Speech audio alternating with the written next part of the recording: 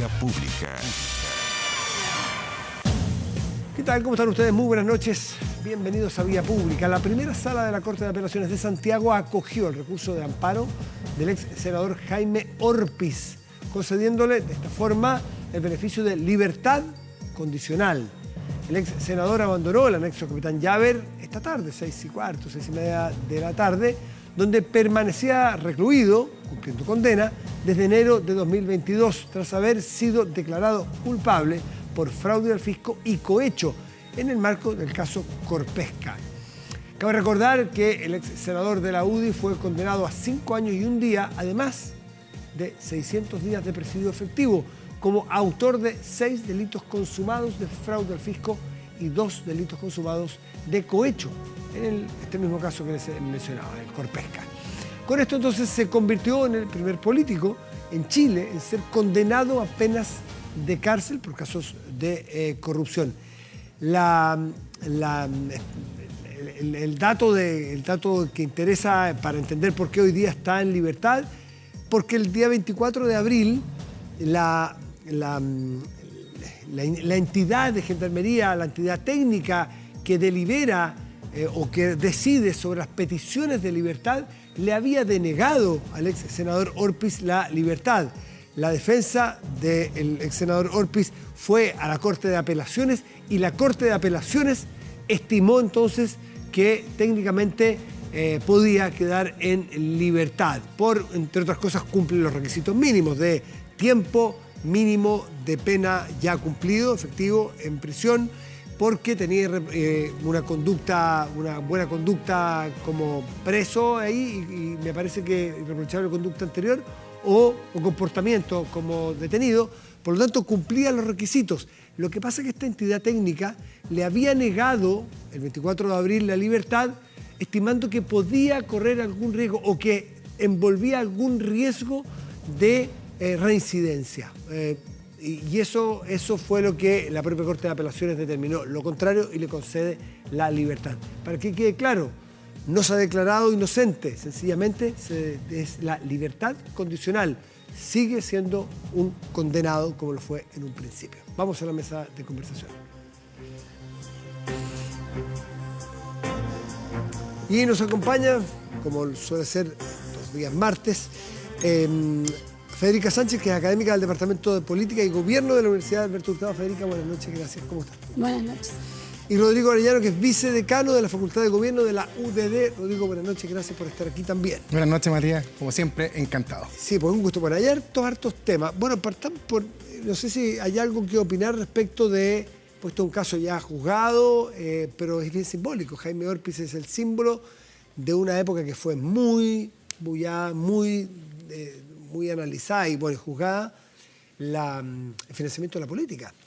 El financiamiento de la política que termina con este ex senador condenado, pero fíjese que el día sábado, me acabo de acordar, leí yo la columna o la entrevista ayúdenme con el ex asesor de Vitacura, Renato Sepúlveda, que hace una declaración que está a las puertas de que pueda pasar algo similar en Renovación Nacional.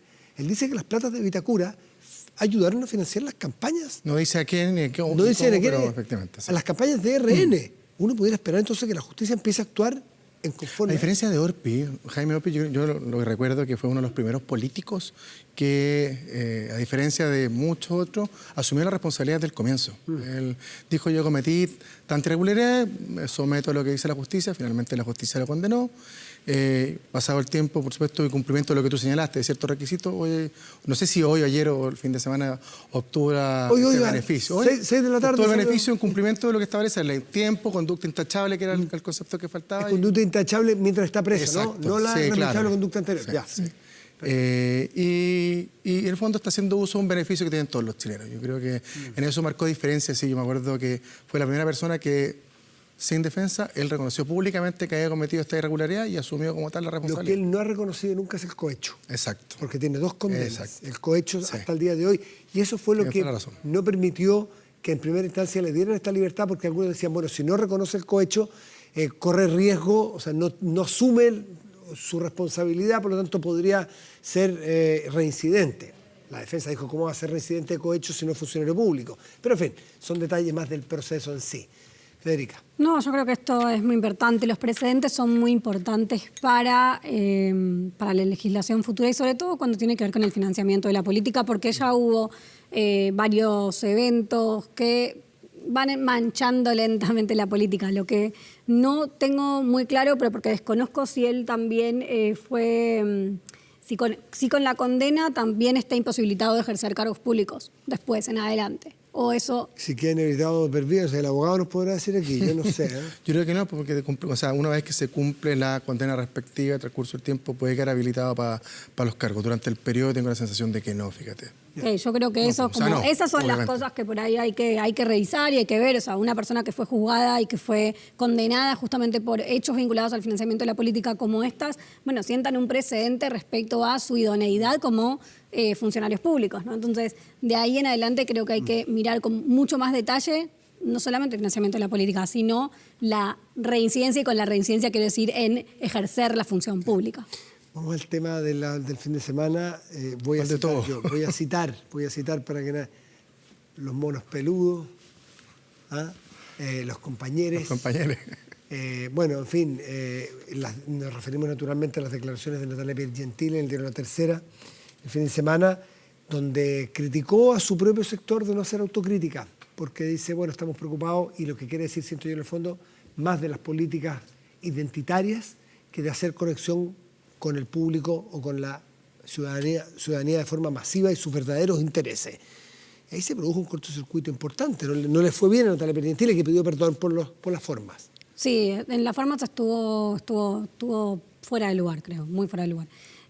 Pero creo que lo que dijo también es un poco, se alinea con lo que ella había propuesto justamente antes de la elección de consejeros, cuando dijo que iban a ir separados, ¿no? Cuando Todo por Chile iba a ir separado del oficialismo, porque hacía una lectura que la hace también en la entrevista con La Tercera, una lectura respecto a ese revisionismo más histórico de lo que fue la vieja concertación, de volver a ese momento de esa centroizquierda que hoy no es.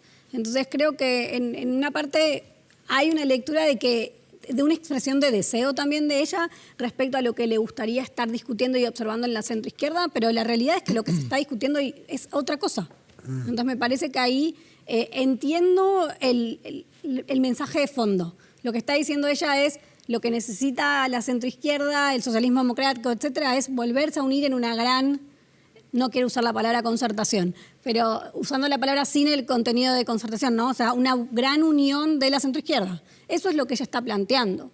Ahora, el fondo de lo que dice es, creo que lo que hace es denostar un poco la política identitaria de ese sector de izquierda, que la realidad es que el sector que ganó las elecciones no es el PPD. Ahora, tampoco es ajena esa política identitaria el PPD. El PPD es de los primeros partidos que empieza a hablar sobre todo de la agenda de género, de la agenda de la igualdad, para minorías sexuales. Entonces, eso pareció un poco extemporáneo, pero, en fin, Rodrigo. Confirma un poquito lo que hemos a veces conversado en otras oportunidades, que en política la forma a veces es tanto o incluso más relevante que el fondo. Aquí en el fondo se perdió el foco de discusión de un tema que era tan relevante como la autocrítica, que en el fondo la hemos comentado nosotros, que tiene que hacer el gobierno después de 2 grandes derrotas, y se orientó hacia otro tema de discusión, que fueron la forma en cómo se refirió Natalia Piergentili a la gente que de alguna otra forma es un elector más fiel al gobierno, que fue lo que quiso decir. Esto hay que mirarlo como de 3 aristas. La forma, claramente que hay un error. Yo creo que Natalia Piergentili fue víctima de las entrevistas de los domingos, que parece que no han estado muy acertadas los últimos fines de semana por quien le ha tocado. La había tenido el profesor Silva, que tampoco ha sido muy hábil hace un par de semanas, le tocó hacer ella. El fondo, que es una crítica bastante legítima y que no solamente ha sido ella quien la ha dicho. O sea, Girardi en su minuto habló del sector del indulto. Bodanovich, la presidenta, la Paulina Bodanovich, empezó a cuestionar el programa de gobierno, si teníamos que llevarlo o avanzar como lo tenía el gobierno, que al final apuntan a la misma crítica, en el fondo a la mirada que tiene que tener el gobierno con respecto a cómo desempeñar los meses o los años que le quedan. Y hay una tercera lista que yo creo que quizás para efectos de ella y de su relación con el gobierno, la más complicada. En el fondo, ¿cuáles van a ser las consecuencias internas dentro del PPD y la mirada que tiene el PPD con el gobierno futuro después de esta intervención? Porque de alguna otra forma quedó debilitada su figura dentro del propio PPD, que de alguna forma han cuestionado su liderazgo y si es la persona más idónea o indicada para llevar las relaciones del partido con el gobierno. O sea, yo he escuchado voces que han planteado que en definitiva ella no debería seguir. Entonces, forma, fondo y consecuencias internas. ¿Federica? Sí, no, y ya se había llamado, o sea, ya se había hecho público el llamado a elecciones internas para el PPD. Entonces creo que justamente esto viene después de que se hubiese hecho el comunicado que el PPD iba a reunirse en estos próximos días, creo, pero para definir sobre las elecciones que vienen más adelante. Y ella queda en una posición bastante compleja, sobre todo si tenía intenciones, que no me consta que tenga intenciones de volver a querer ejercer el cargo de presidenta del partido. Entonces, después de esto y la tensión que se generó con la ministra del Interior en ese ida y vuelta después de este comentario del domingo, creo que, bueno, quedó ahí complejo. Ahora, lo que pasa es que esto sincera un poquito quizás una mirada muy genuina que tiene ella, porque ella fue muy persistente, y tú lo comentaste bien, en el inicio de las negociaciones de que el PPD fuera separado del gobierno. Ella fue quizás la que promovió con mayor fuerza esta lógica de tratar de abarcar el centro, y de alguna otra forma lo que dijo el fin de semana viene como a sincerar esta mirada crítica hacia un sector del gobierno. Claro, ahí está el punto, y claro, la forma quizás es muy dura, pero también recordemos que estas formas son las que hacen que se permita también entrar en el fondo. Lógico. Porque si hubiese dicho ella, mire, yo hago un llamado, un ferviente llamado a mi sector a hacer una autocrítica, sería una entrevista latera que no lo hubiera leído nadie. Por la entrada, no por la forma de la entrevista completa. Ahora, el fin no justifica los medios, dirán algunos. Yo recomiendo la carta de Portales a Rengifo del año 31, cómo trataba Portales a los propios conservadores versus los pipiolos. No voy a repetir aquí las palabrotas que usaba. Léanlas, está en internet. Bueno, cómo trataba a su propia gente él. Pero hay un punto muy de fondo que está en la literatura y la discusión en el mundo, que las izquierdas están autodiscutiendo ellos mismos si acaso no hay un sector de ellas que está dejando de lado la vieja aspiración de la igualdad, la defensa de los más postergados, de los más pobres, por las identidades, por microproblemas, por microcasos, animal, ambiental, identitario, sexual, de minorías. Entonces ahí hay una discusión de fondo y no es de Chile. Si en Chile no es el ombligo del mundo, esta discusión se está dando en muchas partes del mundo y creo que por ahí apunta esta izquierda. Esta izquierda dice, volvamos a los problemas grandes de la gente de verdad, a los problemas de la pobreza, de la miseria, de la segregación urbana, de los problemas que atendió la... Sí, Entonces ahí hay un tema de fondo, ¿o no? Sí, dejar de hablar como de la representación de nicho, sino pasar a hablar de la representación más abarcativa, ¿no? Creo que tiene que ver por ahí lo que ella mencionaba, ¿no? O sea, volver a esos... Por eso decía los pactos, este pacto de representar un sector social con una mirada amplia, ambiciosa respecto a los problemas que ella lee que tiene Chile, ¿no? Y donde quiere volver a posicionarse. Creo igual que también hay algo de su postura que tiene que ver un poco con esa crítica que le hace al sector, que es un poco esta crítica de que todo se está pareciendo, o de que todo se está moderando, o que lo que queda en la izquierda que no se modera son políticas identitarias y no una política programática más ambiciosa y más profunda, como supo ser la política concertacionista anterior. Y por eso a mí no me queda la menor duda que hay un sector que celebra, fíjate la forma, un sector que dice, fue tan brutal la forma en que planteó de la Precantil esta diferencia que de otra forma permitió disimular o tapar de alguna manera el verdadero problema que como gobierno tenemos en esta área, que es justamente esta lucha de identidad, de espíritus diferentes que tenemos, diferencias de gestión, programática, hacia dónde vamos. O sea, logró cubrir una crítica cierta, real, profunda que tiene el gobierno a raíz de un mecanismo, quizás una forma que quizás no fue la adecuada a todas luces. Puede ser, pero también sirve para que algunos se aprovechen de no ir al fondo y echándole la culpa a Perientile por su salida de la... Ahora fue muy valiente, ella esa misma noche pidió disculpas públicas en un programa de televisión y de forma muy, muy frontal. Entonces también hay que valorar eso. Sí, sin duda. Bueno, otro de los temas que se ha generado y que se empieza a generar es una discrepancia entre la ministra Tobá y el senador Coloma, quien tiene un año de presidencia del Senado y ha dicho con todas sus letras: quiero que el sello de mi presidencia en el Senado sea la seguridad. Después del asesinato de los carabineros, recuerdan esos asesinatos que tuvimos 3 en un mes aproximadamente, o 2 muy seguidos, vino toda la crisis y todo el mundo se puso en torno a esto y la clase política detrás de la agenda de seguridad, y ahí se comprometió este fast track de 31 proyectos de ley. El senador Coloma dice que va muy lento, la ministra Toá dice que ya van 8 de 31. Bueno, hay diferencias allí y se puede generar un tira y afloja. ¿Cómo lo ven ustedes? Yo creo que, por un lado, es natural que desde la presidencia del Senado, desde ahí le estén pidiendo todavía más prestancia al gobierno para apurarse, sobre todo porque obviamente este es un tema que a la derecha le interesa, es un tema que quiere controlar, que sabe que controla hoy y no quiere que se le vaya de las manos, ¿no? Entonces, en ese sentido, me parece que tiene lógica que presione porque sea más rápido. Sin embargo, creo que tampoco puede el Congreso estar únicamente hablando de un solo tema, ¿no? O sea, claro, la agenda de seguridad no puede controlar la agenda pública por completo. Entonces, obviamente es importante y seguramente es la agenda más importante hoy a nivel legislativo. Pero, o sea, la rapidez con la que se van dando las cosas, yo creo que a nivel legislativo igual nunca es suficientemente rápido como espera la ciudadanía que sea. O sea, siempre la ley viene un poquito más atrás. De hecho, lo que vimos que ocurrió a fines de marzo con la agenda de seguridad fue sumamente rápido. Y lo mencionamos y lo hablamos acá también. No suele ser así de rápido, ¿no? Claro, claro. O sea, en general lleva más tiempo la legislación. Muy excepcional. Fue excepcional. Una semana, se suspendió una semana distrital para hacer una semana de seguridad. Sí. No, si la crítica del presidente del Senado es quizá un poquito más profunda que el tema de tramitación, ¿no? Hay que recordar un poco la génesis. Aquí en un momento crítico del gobierno con el tema de seguridad, el presidente de la Cámara y el presidente del Senado acordaron dar un fast track a una serie de leyes que estaban en tramitación.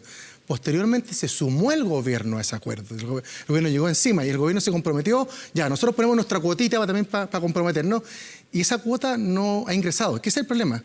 Y esa es la crítica más profunda que de alguna otra forma le hace el presidente del Senado y parte también importante de la oposición al gobierno, es que la responsabilidad o el compromiso que ustedes asumieron ni siquiera ha ingresado a la discusión legislativa, o al Senado o a la Cámara, sino que todavía está encerrada en el segundo piso discutiendo dónde va a estar el énfasis. Entonces ¿por qué se han demorado tanto en este compromiso? ¿Porque hay un problema de miradas diferentes que tiene el gobierno o porque todavía no han preparado los proyectos de ley? De hecho, está comprobado que el gobierno no ha incorporado estas normas que se había comprometido. Lo que sí, otras que venían desde enero, desde esta mesa de seguridad que finalmente fracasó por el tema de los indultos. Entonces, el acuerdo al que llegó el presidente de la Cámara, el presidente del Senado, es eso lo que no cumplió. Y da la sensación de que si yo pongo un capital político, porque tanto el presidente de la Cámara como el Senado pusieron su capital, incluso en contra de lo que tenían las miradas, sus coaliciones, tiene sentido que le exijan al gobierno también que cumpla parte de la responsabilidad que asumieron. Entonces, yo de esa lógica veo que también hay un poquito quizás de piel más delgada por parte de la ministra Toá de saltar rápidamente a una crítica que me parece que bien legítima viniendo o del presidente del Senado o de la Cámara que hicieron este compromiso.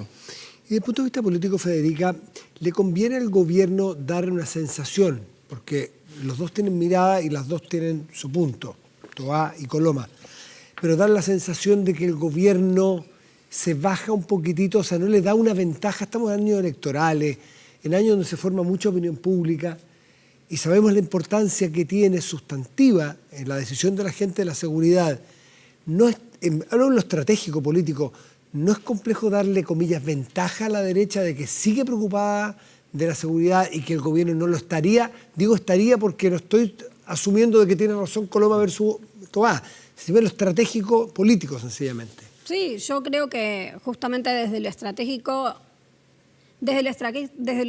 creo que el gobierno no quiere deshacerse de la agenda de seguridad, no puede ceder el control sobre la agenda de seguridad, sobre el cual obviamente ya desde el vamos no tiene el control absoluto sobre esa agenda, porque no suele ser una agenda, o más bien suele ser una agenda que se queda generalmente a la derecha. Entonces, si desde el principio no tiene el poder de control sobre esa agenda, ceder lo poco que puede tener sobre esa agenda no le es estratégicamente beneficioso. Pero creo que hay algo que lo que decía Rodrigo, que comparto, que tiene que ver con que habiendo tenido tanta divergencia al interior del gobierno respecto a las posturas en cuanto a la agenda de seguridad y a dónde se paran, cuánto, hasta dónde, tan medida la postura del gobierno, que una de las posibles razones por las cuales puede no estar esto funcionando tan rápido es porque hay que consensuar mucho más las posiciones antes de salir, exacto, al interior del gobierno, antes de salir a llevar esto al Senado. Justamente porque cuando no consensuaron lo suficiente, tuvieron problemas en el piso del Senado. Eso daría razón entonces a Coloma de que no hay del todo una voluntad de parte del gobierno. Y lo que yo no entiendo de la ministra Tobá es que sí se ha hecho todo lo que se puede en el tiempo que hay. No ha demostrado tener menos voluntad porque está tratando de solucionar el problema puertas adentro.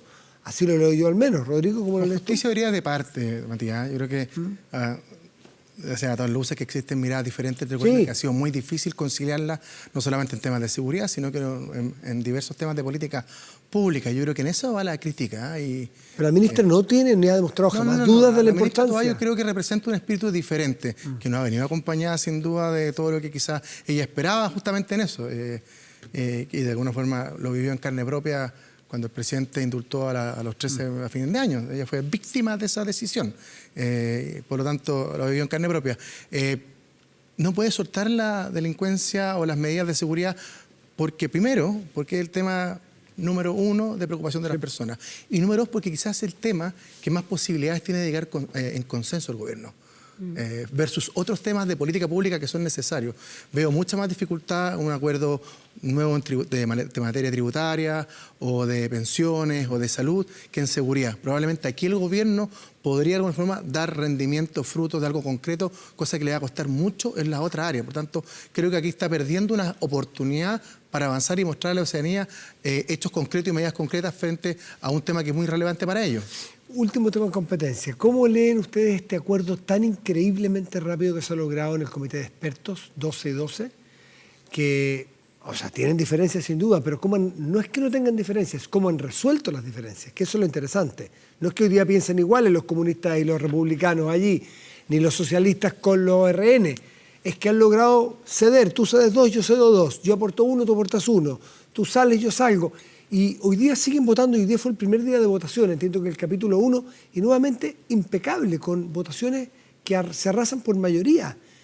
Yo no sé si estamos viviendo un momento como de un sueño de acuerdos, y qué creen ustedes que va a pasar a partir del 7 de junio, cuando entren los consejeros elegidos, y hay un partido que no estaba de acuerdo con todo esto, que piensa bastante fuera de la caja, como es el Partido Republicano, y tiene unas mayorías impresionantes. ¿Cómo lo ven ustedes? No, yo creo que hubo, o sea, el tiempo fue corto, pero creo que hubo tiempo como para tratar temas muy específicos. También, digo, era un plan de corto plazo lo que tenían que hacer y había un marco específico muy ya delimitado.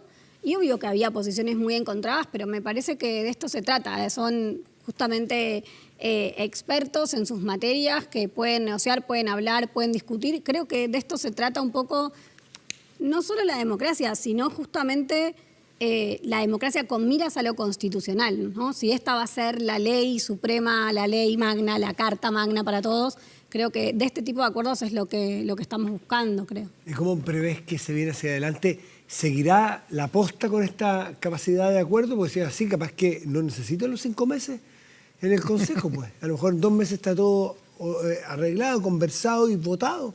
Yo no creo que se vaya a hacer tan fácil en una vez que entre a trabajar el Consejo, pero me lo imagino más porque creo que también el Partido Republicano, que hoy no está representado en el Comité de Expertos... Tiene uno, o sea, tiene una minoría muy... que ha participado de todos los acuerdos. Que creo que la diferencia... Creo que va a ser justamente que la gran mayoría del Comité de Expertos vienen de una forma de hacer política y con una tradición y con una experiencia en la política, en la forma de hacer política, que el Partido Republicano todavía no tiene. Y es como su estreno a nivel, realmente a nivel de órgano deliberativo es este. Hay que ver qué es lo que van a hacer. Dije en todas, me corrige Rodrigo. Justo hoy en algunas votaciones... espérate, primero... Julio Iglesias decía tropecé de nuevo con la misma piedra, ¿cierto? Pero en cuestión de amores nunca aprenderé. Pero esto no son amores, así que yo tengo la sensación de que la primera razón es que aprendieron que no podían cometer los mismos errores de la primera convención. A por ver si se aprendieron. Dicen que aprendieron. Lo que hemos visto, por lo menos un espíritu Sí, de diálogo, sí, Matías, pero- en la selección de la mesa. Pero cuando se sale a la cancha o al Pero escenario... eso va a ser el 7, Sí, sí, pero sí, sí. este equipo lo ha logrado entender. Sí. Lo segundo, creo que se eligieron personas con capacidad técnica y política súper bien seleccionadas, que han logrado interpretar y consensuar la gran mayoría de los acuerdos. Digo la gran mayoría porque justamente hoy vamos a empezar a ver alguna diferencia y va a ser interesante ver justamente, como decía Matías, el comportamiento y la votación que tenga el experto Carlos Frontaura, que es el único representante de 24 que tiene el Partido Republicano versus los 22 que va a tener el de 51. ¿Hoy votó distinto? Sí, hoy votó distinto en tema de paridad, en temas de pueblos originarios también, una norma de pueblo originario,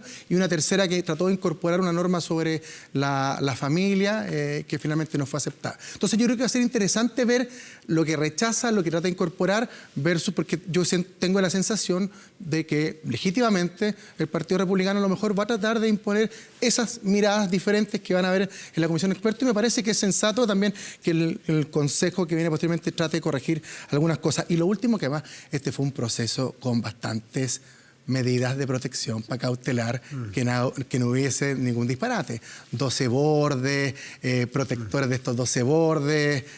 Árbitros. Árbitros, Sí. a diferencia de lo que fue el primero. Aquí se enmendaron muchos de los errores del primero y vamos a ver qué pasa el próximo 7 de junio cuando empiece a funcionar el Consejo. Federica y Rodrigo, muchísimas gracias a ambos por estar aquí como siempre. Que estén muy bien. Encantado. Buenas noches. Bueno, y este lunes empieza el Cyber 2023.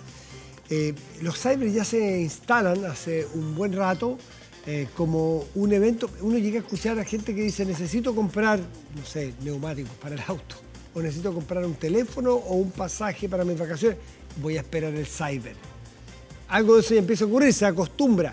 Y también uno se hace la pregunta de ¿cuán efectivos son los Cyber? ¿Hay de verdad bajas de precios sustantivas? Me imagino que esto, y se lo vamos a preguntar a nuestra invitada, esto se monitorea para que, en un principio recuerdo que había muchas acusaciones de que subían los precios antes para demostrar la baja después, pero que eran los mismos precios que antes, o que los stocks eran muy chiquititos. La cosa está bastante más ordenada, bastante más estructurada hoy día, pero estamos en un momento de crisis económica bastante compleja que se está viendo en nuestro país, desde la inflación, desde el crecimiento que está bajo, la actividad.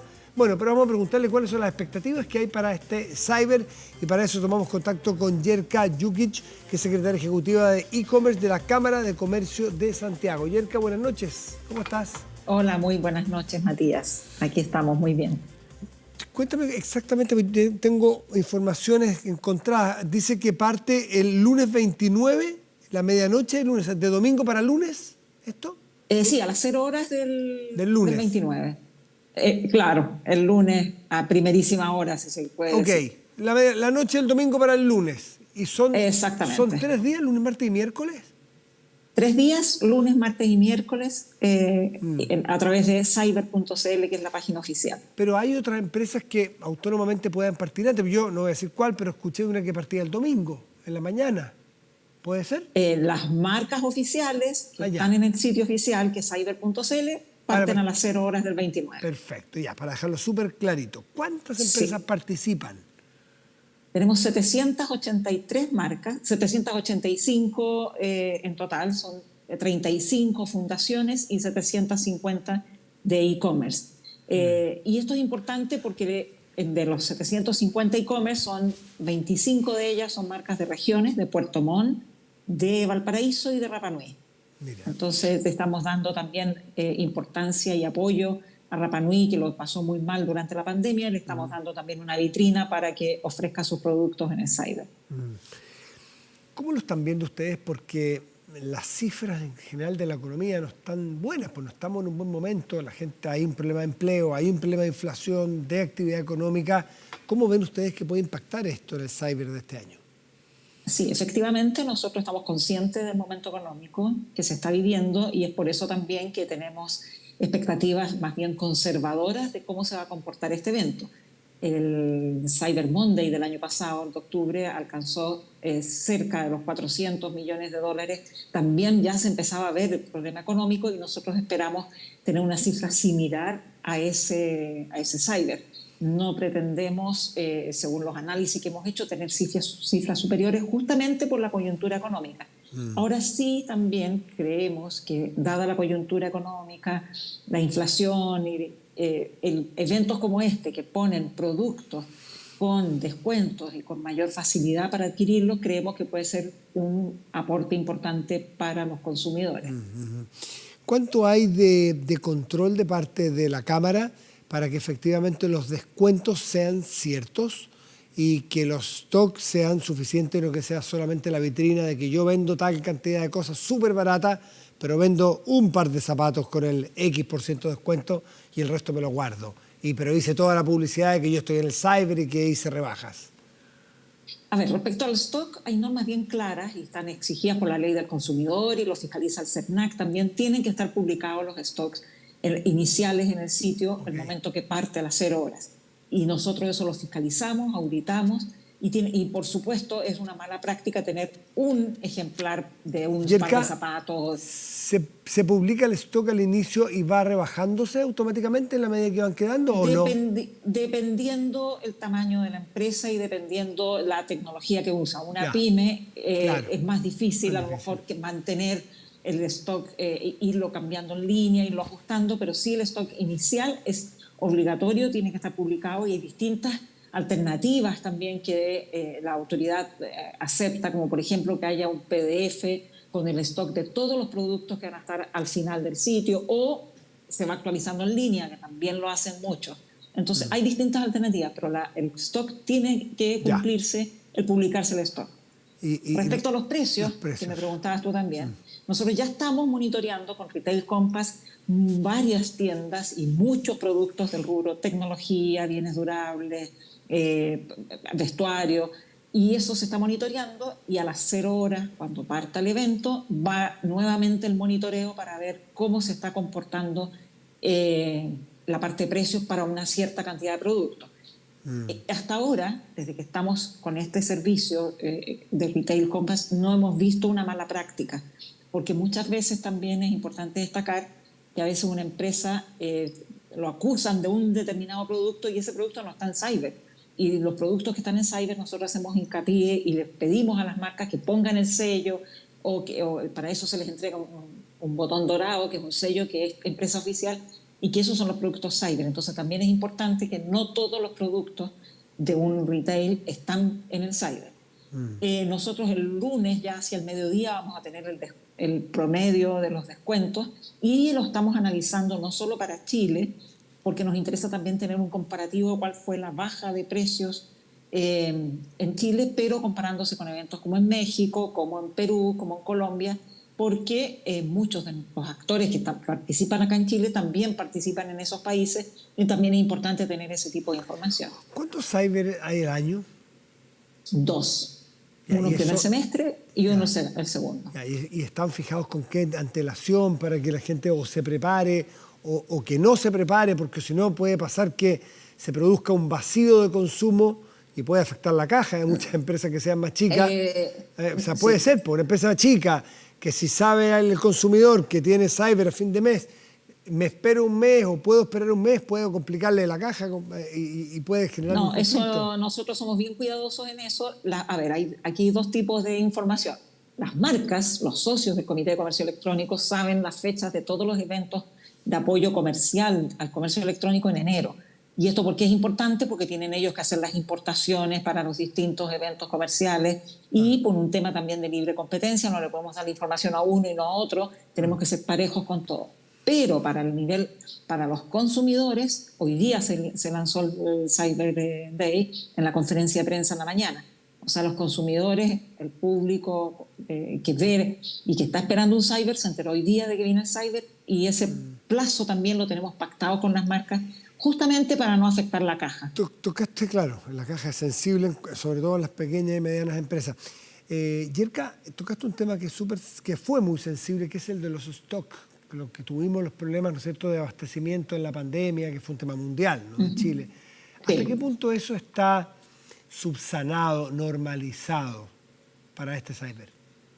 Yo te diría que ya hemos ido, la pandemia, si bien es cierto que provocó grandes trastornos, porque el crecimiento del comercio electrónico fue explosivo y hubo que adaptarse tanto en logística como en stock que no había en ninguna parte del mundo y los barcos que no llegaban, también fijó plazos y ayudó a que las empresas se planifiquen con tiempo. Y por eso también nosotros desde la Cámara estamos apoyando siempre con tiempo a nuestros socios en fijar estas fechas, en avisar que se preparen en los stocks. Muchas veces nos ha pasado también que hay ciertas marcas que han sido históricos participantes en un cyber. Para un cyber, por ejemplo, nos pasó hace 2 años atrás que una marca no participó porque no tenía stock de productos y no quería generar falsas expectativas en sus clientes. Y después han seguido participando. Entonces también yo creo que efectivamente los problemas de stock los hubo en algún momento, pero ya hoy en día están bastante ya superados y bastante organizados. Sí. Yerka Jukic, secretaria ejecutiva de e-commerce de la Cámara de Comercio de Santiago, muchísimas gracias y que resulte todo bien para los oferentes y para los consumidores en el cyber de la próxima semana. Parte a primer minuto del lunes próximo, martes y miércoles, 3 días el cyber. Que estemos 3 bien, días. Yerka. Y visitar cyber.cl. Y ahí puedo ir a cualquier tienda, no hace falta entrar a cada tienda. Ahí puedo direccionar. Ahí entras, ahí están todas las tiendas disponibles, ya el sitio ya está liberado, están todas las marcas que participan este año, ya se pueden ver, ya se pueden vitrinear, saber cuáles están, poner en el logo de la marca que uno quiera comprar, hacerle clic en el corazón que hay, cosa que cuando parte el evento y se liberan las ofertas, ya uno entra a las páginas que ha guardado en favoritos. Ir preparando el cyber. Gracias, Yerka. Buenas noches, como siempre. Buenas noches. Chao, chao. Gracias. Hacemos una pausa y volvemos. Espérenos.